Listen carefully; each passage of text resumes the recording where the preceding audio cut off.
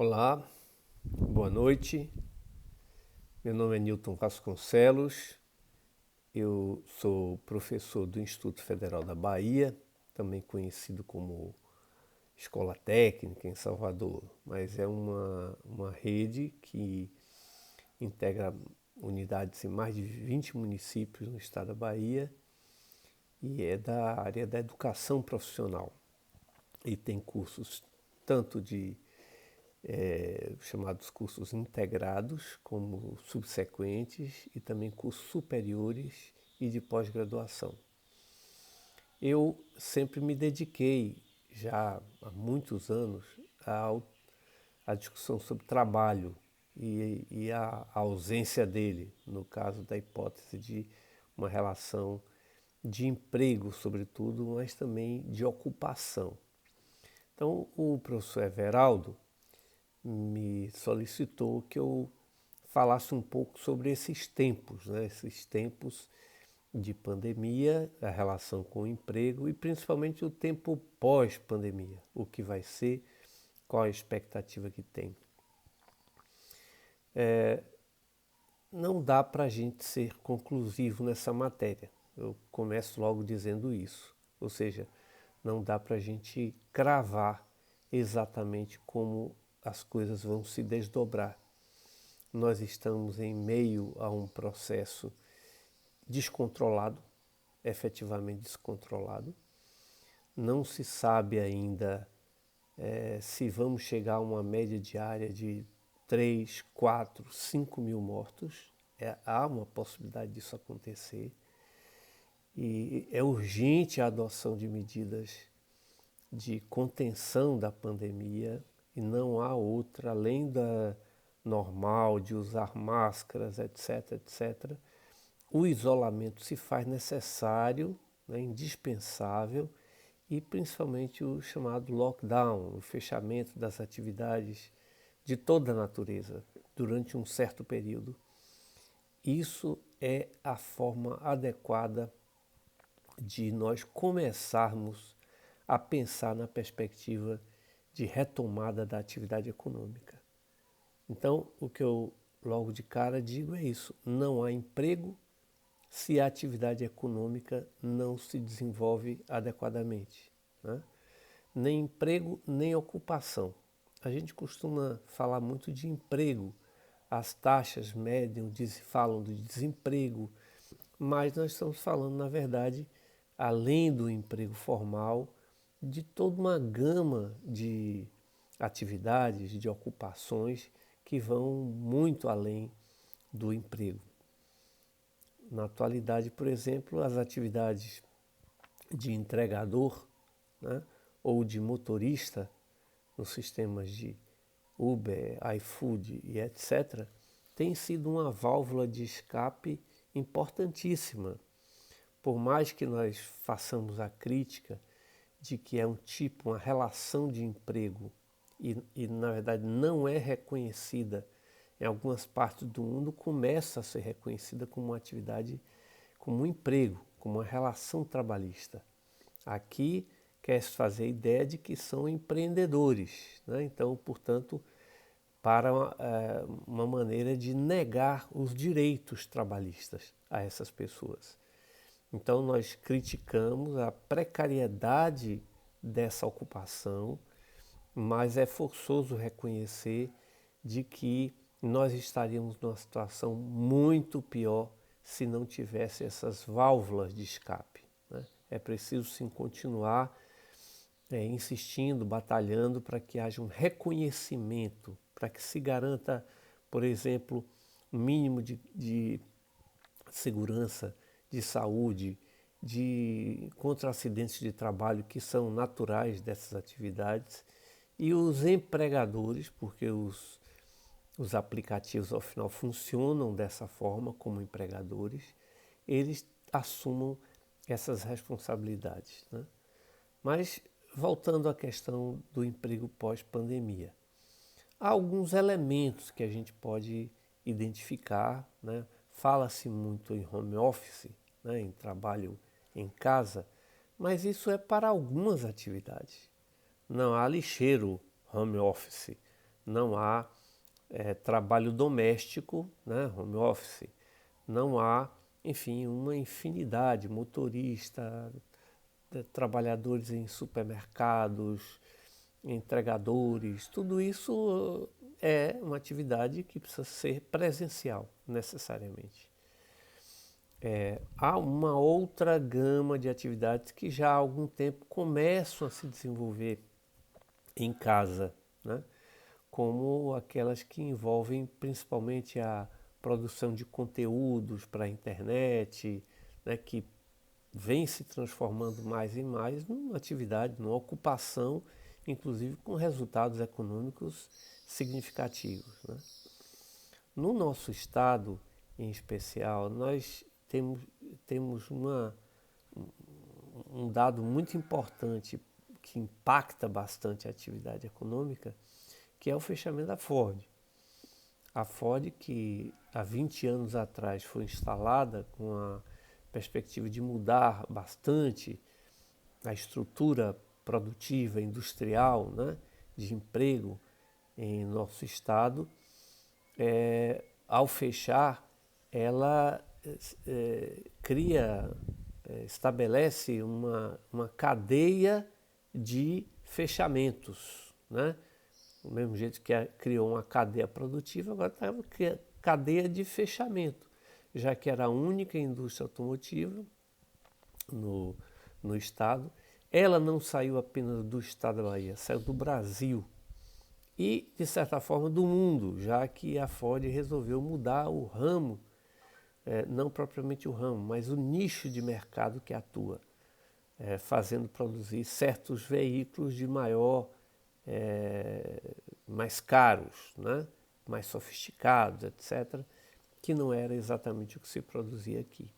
Então isso é uma notícia muito ruim, não está apenas relacionada à situação da Covid, mas também em função das dificuldades do mercado. A produção no Brasil no ano passado foi negativa, como na maioria dos países do mundo. A única que conseguiu enfrentar razoavelmente a pandemia foi a China, com a taxa de crescimento bastante significativa, embora tenha no primeiro momento, né, e eles foram os primeiros atingidos pela pandemia, fizeram lockdown e fecharam cidades de dezenas de milhões de habitantes. Várias cidades, regiões fecharam, sofreram, mas conseguiram enfrentar, reduzir as taxas de contágio e manter sob controle. São coisas assim que a gente tem que pensar. Começaram a vacinação, mas é uma vacinação ainda para eles, para muita gente lá não faz muito sentido. Alguns querem esperar um pouco mais com o desenvolvimento de novos produtos e tal. Então, porque não é uma urgência. Para nós, a vacinação é a urgência. De imediato, um lockdown, simultaneamente uma vacinação crescer. O governo negou essa ideia de vacina, se posicionou contrário, não contratou no tempo e agora vem contratando e anunciando milhões e milhões e milhões de vacinas, mas que vão ser entregues ao longo de um período muito grande, inclusive no ano que vem. Então, num quadro destes, o Brasil, inclusive, é visto em boa parte do mundo como uma ameaça hoje, a ameaça à saúde pública, por conta dos desdobramentos que existem. Os vírus, eles vão se mutando, vão se transformando. Até o momento, as variantes permitem que as mesmas vacinas possam continuar sendo usadas. Poderá não ser assim. Surgirem mutações que as vacinas não deem conta e que seja necessária a criação de novas vacinas. Então, o mundo inteiro, cada vez mais integrado, quer que o Brasil resolva o quanto antes o seu problema de contenção desse processo para evitar uma nova pandemia, vamos dizer assim, uma pandemia em cima dessa outra pandemia.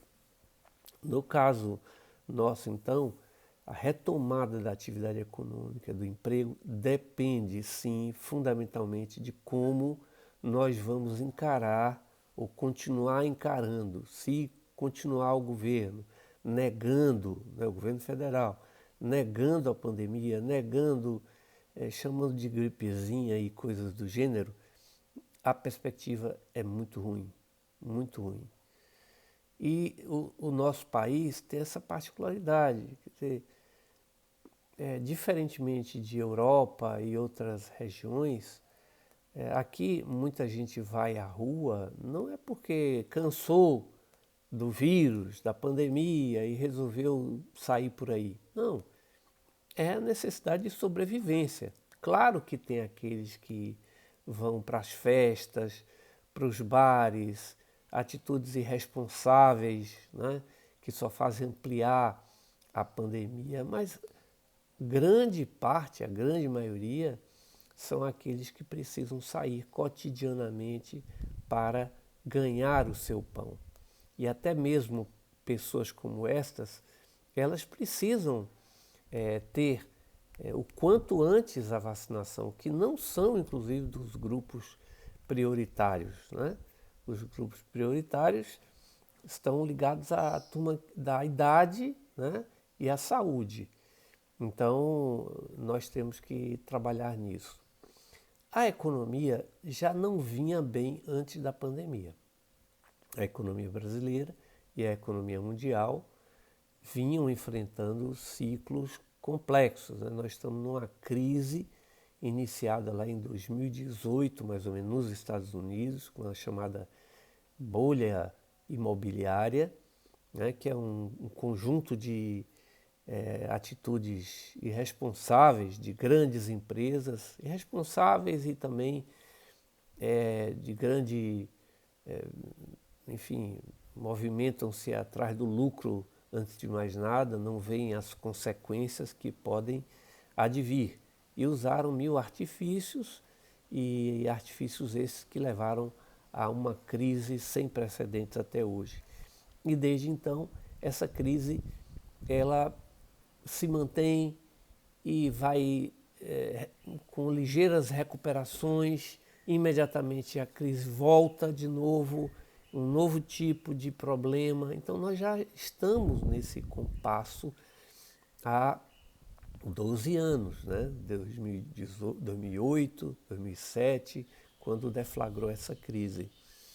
É uma crise capitalista, né? E mais com particularidades de atingir o setor financeiro. Então, essas crises permanentes significa que nós sempre temos um lado das finanças que estão cada vez mais, digamos assim, maiores, grandes, ou seja, fala-se muito mais em fazer o dinheiro gerar dinheiro do que produção, né? Do que mais produção. O Brasil ele tem uma capacidade produtiva enorme em algumas áreas, especialmente na área da agricultura e da agricultura de ponta, de produção do que se chama de commodities agrícolas, que nada mais são do que produtos como algodão, como soja, como milho, que tem tido um grande espaço no mercado internacional, mas também a possibilidade de uso dessa soja, desse milho, para produzir proteína, no caso, frango, suínos e ainda mais bovinos. Então, o país tem se fortalecido nessa produção agrícola e na produção pecuária, né, em diversos ramos, né? Crescentemente nós enfrentamos problemas em todas as atividades que envolvem uma tecnologia mais desenvolvida. Ainda que nós tenhamos uma grande indústria de ponta, que é a Embraer, de produção de aeronaves, que é um processo complexo, ainda assim nós enfrentamos, na maioria dos setores, essa dificuldade de desenvolver, de competir, de conseguir vender os produtos nacionais industrializados no mercado internacional e, ao mesmo tempo, somos invadidos por um conjunto, né, na verdade, uma enormidade de produtos manufaturados, de produtos industriais que chegam ao país a preços mais convidativos, né, mais baixos do que os que são produzidos aqui. Isso cria um problema, claro, evidente, que é a chamada desindustrialização. Ou seja, o país vai perdendo as suas indústrias porque elas não apresentam capacidade de competir nos preços no mercado internacional. Então, isso leva a que nós tenhamos uma atividade cada vez mais primária, né, ligada à agricultura e à pecuária, como me referi, e cuja renda gerada, comparativamente à renda gerada na indústria e serviços, é uma renda muito pequena. A área de serviços, que envolve, entre outros, os serviços de educação e de saúde, são grandes possibilidades de desenvolvimento aqui. A área de educação tem recebido fortes investimentos estrangeiros, especialmente na educação superior. Grandes empresas estrangeiras têm dominado essas universidades, faculdades, né, uma porção delas. E na área da saúde, inclusive os planos de saúde, os hospitais, clínicas, etc., tem havido muito investimento estatal, mas também o setor privado tem crescido muito. Estas duas áreas se apresentam como áreas importantes, porque precisam ser realizadas aqui, né? E isso implica em geração de ocupação de renda, né? E com destaque para essa área da saúde, em termos de ocupação. Agora, sobretudo, agora nós vimos a importância, inclusive, de ter um SUS, de ter um Sistema Único de Saúde, e que é ainda o que nos salva. Se fosse nos Estados Unidos, onde só tem direito à saúde quem paga, lá eles teriam um número muito maior de mortos, inclusive, do que dos mais de 500 mil que já morreram dessa doença lá.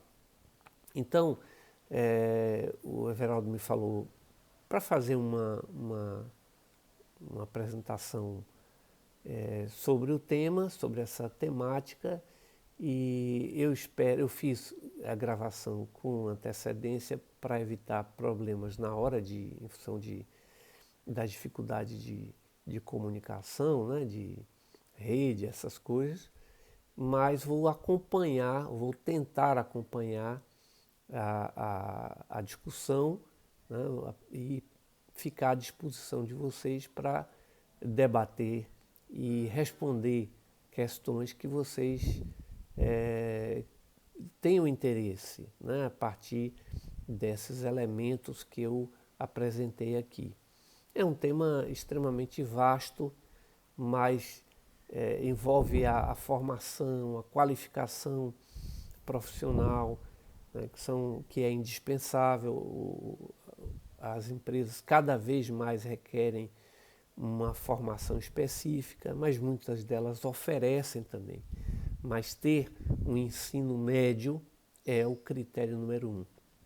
Terminar o segundo grau e, principalmente, ao terminar o segundo grau, obter ou ter os elementos indispensáveis em termos de conhecimento de matemática e de português. Basicamente, esses conhecimentos são indispensáveis. Agregados, no caso da educação profissional, a essas informações complementares que a área, né, que vocês escolheram vai permitir. Então, estou aqui à disposição para podermos realizar este ou, em outra oportunidade, o debate.